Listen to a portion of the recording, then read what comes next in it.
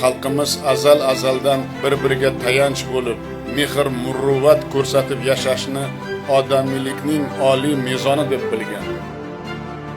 Ayni shu olijanob fazilatlar bizlarni doimo yagona xalq, yagona millat etib birlashtiradi. Hayot sinovlari va qiyinchiliklarni yengib o'tishda beqiyos kuch-quvvat beradi.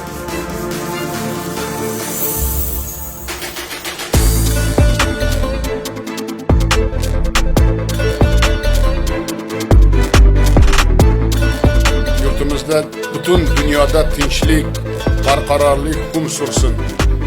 Odamlar, xalqlar o'rtasida do'st, birodarlik, o'zaro hurmat tuyg'ulari ustuvor bo'lsin.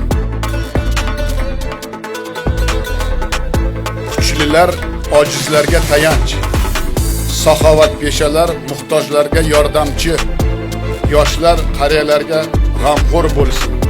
Dinimizda belgilab bergan to'g'ri yo'ldan og'ishmay, ayni paytda zamon bilan hamnafas yashaylik.